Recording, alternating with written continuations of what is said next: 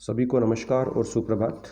आज हम अध्याय 9 जिसका शीर्षक है जैव अणु, उसके अंतर्गत प्रोटीन्स और अमीनो अम्ल का अध्ययन करेंगे। आइए इस टॉपिक की शुरुआत करते हैं।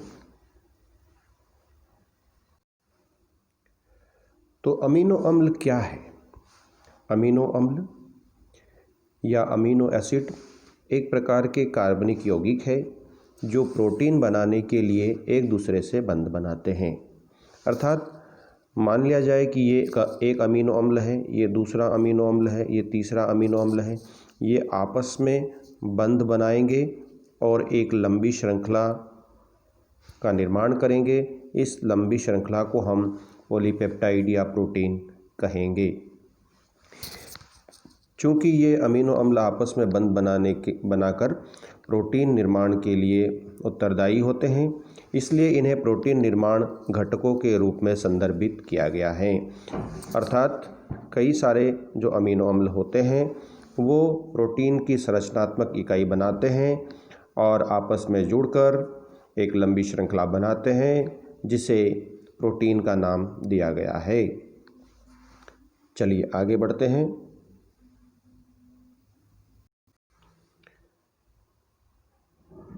तो जब हम किसी एक अमीनो अम्ल की संरचना देखते हैं तो उसमें एक अमीनो ग्रुप और एक कार्बोक्सिलिक ग्रुप, एक अमीनो समूह और एक कार्बोक्सिलिक समूह उपस्थित होता है। इसीलिए इनको हम अमीनो और अम्ल, ये अमीनो और ये एक अम्लीय ग्रुप है, इसलिए इसको अमीनो अम्ल के नाम से जानते हैं। अमीनो एसिड सामान्यतः एक अमीनो समूह और एक कार्बोक्सिलिक समूह युक्त होते हैं। नंबर 2, प्रोटीन में मौजूद तत्व अमीनो एसिड ही होते हैं। अभी हम इसकी पिछली स्लाइड में हमने पिछली स्लाइड में देखा था कि अमीनो अम्ल जो होते हैं वो आपस में पॉलीपेप्टाइड बंध बनाकर एक लंबी श्रृंखला बनाते हैं जिसे पॉलीपेप्टाइड या प्रोटीन के नाम से जाना जाता है। पेप्टाइड्स और प्रोटीन दोनों अमीनो एसिड्स की लंबी श्रृंखला होती है। बिल्कुल हम इस बात को समझ चुके हैं। कुल मिला के 20 प्रकार के अमीनो एसिड होते हैं जो प्रोटीन के निर्माण में शामिल होते हैं। अर्थात हमारी कोशिकाओं में कुल मिला के 20 प्रकार के अमीनो अम्ल होते हैं जो विभिन्न प्रकार के प्रोटीन्स बनाने में सक्षम होते हैं। एक सामान्य अमीनो अम्ल की क्या संरचना होती है और इसे किस प्रकार लिखा जा सकता है? तो इसे इस प्रकार लिखा जा सकता है NH2CH R और COOH, यानी कि यहाँ पर एक एमाइड ग्रुप, अमीन ग्रुप, एक कार्बोक्सिलिक ग्रुप और एक एल्किल ग्रुप यहाँ पर होता है। R जो है वो एक इसी एल्किल ग्रुप को रिप्रेजेंट करता है। तो यहाँ पर ये NH2, ये COOH और ये R और ये एक हाइड्रोजन जो कि इस कार्बन की वैलेंसी को यहाँ पूरा कर रहा है।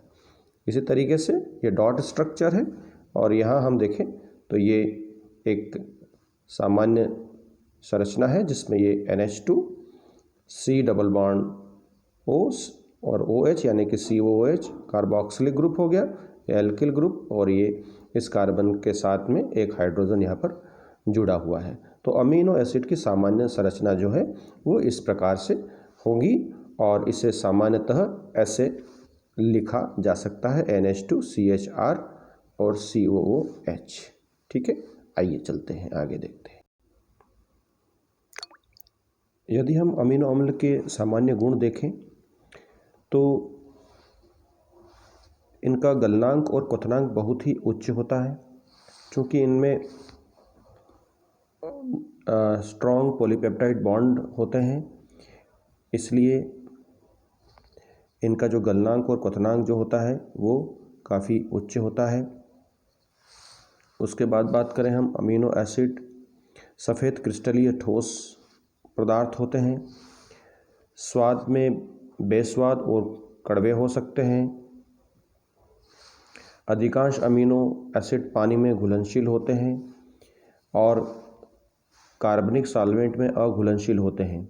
अर्थात अमीनो अम्ल जो पोलर सॉल्वेंट होते हैं उसमें तो घुल जाते हैं, लेकिन जो नॉन पोलर ऑर्गेनिक सॉल्वेंट होते हैं उनमें ये अघुलनशील होते हैं। हमारी कोशिकाओं में जो 20 प्रकार के अमीनो अम्ल होते हैं वो इस प्रकार हैं: alanine, aspartic acid, asparagine, arginine, cytosine, cysteine, glycine, glutamine, histidine, isoleucine, leucine, lysine, methionine, proline, phenyl alanine, serine, tyrosine, threonine, tryptophan, valine. इन सब के फार्मूले भी यहाँ पर सामने लिखे हुए हैं, आप इनको भी देख सकते हैं। ये कुल 20 प्रकार के अमीनो अम्ल है जो हमारी कोशिकाओं में होते हैं और ये उनके सामान्य सूत्र इस प्रकार हैं जो उनके सामने दिए गए हैं। अब हमारी कोशिकाओं में आवश्यकता और या आवश्यकता के आधार पे हम कहें तो अमीनो अम्ल जो हैं उनको हम 3 प्रकार से बांट सकते हैं, 3 अलग अलग प्रकारों में बांट सकते हैं। अनावश्यक अमीनो एसिड, इनकी संख्या कुल 10 होती है। अनावश्यक इनको क्यों कहते हैं? क्योंकि ये जो अमीनो अम्ल होते हैं, इन अमीनो अम्ल की का फॉर्मेशन या इनका निर्माण हमारी कोशिकाएं स्वयं कर लेती है, जंतु कोशिकाएं स्वयं कर लेती है, इसलिए इनको हम अनावश्यक अमीनो अम्ल कहते हैं। 20 अमीनो अम्ल में से हमारा शरीर आसानी से कुछ अमीनो अम्ल को संश्लेषित कर लेता है, इनको हम अनावश्यक अमीनो अम्ल कह सकते हैं। अर्थात ये इन अमीनो अम्ल की आवश्यकता हमें नहीं होती है क्योंकि हमारा शरीर, हमारी कोशिकाएं इसको स्वयं निर्मित कर लेती है, इसलिए इन्हें गैर आवश्यक या अनावश्यक अमीनो अम्ल के नाम से जाना जाता है। ये कौन है? ये है isoleucine, leucine, lysine, methionine, phenyl alanine, threonine, tryptophan और वैलिन। यहाँ पर जो मिथियोनिन है ये एक सल्फ़र कंटेनिंग अमीनो अम्ल है, यानी कि इसकी संरचना में जब आप देखेंगे तो उसमें सल्फ़र भी देखने को मिलेगा। तो ये पहला प्रकार हुआ जिसको हमने अनावश्यक या गैर आवश्यक अमीनो अम्ल के प्रकार बताएं, जिसमें हमारे कुल 10 अमीनो अम्ल हैं जिनकी आवश्यकता हमें नहीं होती है क्योंकि ये हमारी कोशिकाएं, हमारा शरीर इनको स्वयं निर्मित कर लेता है। अब जो इसका दूसरा प्रकार है वो है आवश्यक अमीनो अम्ल। इनकी कुल संख्या 9 है। अन्य 9 अमीनो एसिड हैं जो कि बहुत आवश्यक हैं क्योंकि वो हमारे शरीर द्वारा संश्लेषित नहीं किए जा सकते हैं, इन्हें आवश्यक अमीनो अम्ल कहा जाता है। अर्थात हमारी कोशिकाएं, हमारा शरीर इनको संश्लेषित नहीं कर सकता है, इसलिए इन्हें प्राप्त करने के लिए हमें अन्य स्रोतों के ऊपर निर्भर होना पड़ेगा। ये अमीनो अम्ल है alanine, asparagine, aspartic acid, cysteine, glutamine, glutamic acid, glycine, proline, serine और टायरोसिन। तो ये कुल 9 अमीनो अम्ल हैं जिन्हें हमारी कोशिकाएं, जिन्हें हमारा शरीर संश्लेषित नहीं कर सकता है, उनका निर्माण हमारे शरीर में नहीं हो सकता है, इसलिए ये हमें आवश्यक अमीनो एसिड है जो हमें अन्य स्रोतों से लेने पड़ेंगे। इसके बाद जो तीसरा प्रकार है वो अर्ध आवश्यक अमीनो एसिड। मतलब कुछ परिस्थितियों में हमारी कोशिकाएं, हमारा शरीर इन अमीनो अम्लों का निर्माण कर लेता है और कुछ परिस्थितियों में इनका निर्माण नहीं भी हो सकता है, तो ये अर्ध आवश्यक हैं। और ये 2 अमीनो अम्ल जो हैं वो इस कैटेगरी में रखे गए हैं, हिस्टिडीन और आर्जिनिन। कुछ परिस्थितियों में इनका निर्माण हमारी कोशिकाओं में हो जाता है, कुछ परिस्थितियों में नहीं भी हो सकता है, तो ऐसे अमीनो अम्ल को हमने अर्ध आवश्यक या सेमी एसेंशियल अमीनो एसिड के कैटेगरी में इनको रखा गया है। इन सभी 20 प्रकार के अमीनो अम्ल में समानताएं क्या हैं? तो बिल्कुल हम समझ चुके हैं इनमें क्या समानता होगी। सभी अमीनो अम्ल में स्वाभाविक रूप से सामान्य संरचनात्मक विशेषताएं होती है। एक अमीनो समूह इनमें होता है, एक कार्बोक्सिलेट्स समूह इनमें होता है और एक ही कार्बन परमाणु में हाइड्रोजन बंध यहाँ पर होता है।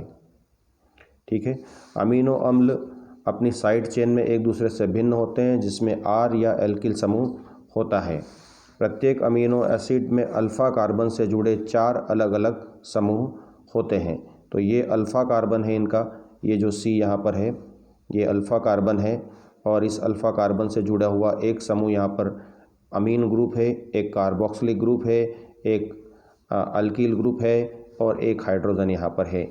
अमीनो ग्रुप है, कार्बोक्सिलिक ग्रुप है, हाइड्रोजन एटम है और साइड चेन आर है, जो कि अलग अलग अमीनो अम्ल में अलग अलग हो सकती है, भिन्न भिन्न हो सकती है। तो सभी 20 प्रकार के अमीनो अम्ल में ये सारी संरचनाएं समान होती हैं, लेकिन ये साइड चेन जो है इसका इसका आकार अलग अलग अमीनो अम्ल में अलग अलग हो सकता है। अब अगर हम विभिन्न अमीनो अम्ल के उनके कार्य के बारे में बात करें तो फिनाइल एलानीन के बारे में हम बात करें, यह एक स्वतंत्र तंत्रिका तंत्र को बनाए रखने और स्मृति शक्ति को बढ़ाने में मदद करता है, यानी कि ये हमारे नर्वस सिस्टम को एक्टिवेट और उसको वेल फंक्शनिंग में उसकी सहायता करता है। वेलिन मांसपेशियों की वृद्धि को बढ़ावा देने में एक महत्वपूर्ण घटक के रूप में कार्य करता है। थ्रियोनिन प्रतिरक्षा प्रणाली के कार्यों को बढ़ावा देने में मदद करता है, यानी कि हमारे इम्यून सिस्टम को स्ट्रॉन्ग बनाता है। यदि हम ट्रिप्टोफैन के बारे में बात करें तो ट्रिप्टोफैन जो है वो हमारे विटामिन B3 और सेरोटोनिन हार्मोन के उत्पादन में शामिल है। यह सेरोटोनिन हार्मोन हमारी भूख को बनाए रखने, नींद को नियंत्रित करने और हमारे मूड को बढ़ाने में महत्वपूर्ण भूमिका निभाता है। आइसोल्यूसिन हीमोग्लोबिन के निर्माण में एक महत्वपूर्ण भूमिका निभाता है। इंसुलिन को संश्लेषित करने के लिए अग्नाशय को उत्तेजित करता है और फेफड़ों के विभिन्न भागों में ऑक्सीजन का परिवहन करता है। इसी तरीके से मेथियोनिन का उपयोग गुर्दे की पथरी के उपचार में किया जाता है, स्वस्थ त्वचा को बनाए रखता है और रोगजनक बैक्टीरिया की आक्रमण को नियंत्रित करने में भी उपयोग किया जाता है। ल्यूसीन प्रोटीन संश्लेषण और विकास हार्मोन को बढ़ावा देने में शामिल है, यानी कि हमारे ग्रोथ हार्मोन को बढ़ावा देने में शामिल होता है। लाइसिन एंटीबॉडीज़ हार्मोन एंजाइम के गठन को बढ़ावा देने और हड्डियों में कैल्शियम के विकास और निर्धारण में आवश्यक होता है। इसी तरीके से जो हिस्टिडीन है वो हमारी एंजाइमेटिक क्रियाओं में और लाल रक्त कोशिकाओं में और सफ़ेद रक्त कोशिकाओं में कोष के संश्लेषण में शामिल होता है, यानी कि हमारे RBC और WBC के सिंथेसिस में इसका रोल होता है। एलेनिन के बारे में हम बात करें, शरीर से विषाक्त पदार्थों को हटाने और ग्लूकोज और अन्य अमीनो एसिड के उत्पादन में कार्य करता है। इसी तरीके से हम बात करें ग्लूटामिक एसिड की, यह एक न्यूरोट्रांसमीटर के रूप में कार्य करता है और मुख्य रूप से मानव मस्तिष्क के विकास और कामकाज में शामिल होता है। आर्जिनिन के बारे में बात करें, प्रोटीन और हार्मोन के संश्लेषण को बढ़ावा देने में मदद करता है, गुर्दे में विषहरण, घावों को भरने में और एक स्वस्थ प्रतिरक्षा प्रणाली बनाने में सहायक होता है। इसी तरीके से जो टायरोसिन होता है वो थायराइड हार्मोन T3 और T4 टेट्राआइडोथायरॉक्सिन और ट्राईआइडोथायरॉक्सिन के उत्पादन में एक महत्वपूर्ण भूमिका निभाता है। न्यूरोट्रांसमीटर और मेलानिन के एक वर्ग को संश्लेषित करने में, जो कि हमारी आँखों, बालों और त्वचा में पाए जाने वाले प्राकृतिक रंजक है, इसके निर्माण में यह सहायक होता है। सेरीन मांसपेशियों की वृद्धि को बढ़ावा देने और प्रतिरक्षा प्रणाली के संश्लेषण में मदद करता है। तो इस अंक में हमने अमीनो अम्ल का अध्ययन किया। अमीनो अम्ल जो कि एक सूक्ष्म जैव अणु के रूप में माने जाते हैं और जब अमीनो अम्ल आपस में जुड़ जाते हैं तो एक वृहद जैव अणु प्रोटीन का या पॉलीपेप्टाइड का निर्माण होता है। अगले अंक में हम प्रोटीन्स और पॉलीपेप्टाइड्स के बारे में बात करेंगे, उनका अध्ययन करेंगे। तब तक के लिए नमस्कार, बहुत बहुत धन्यवाद।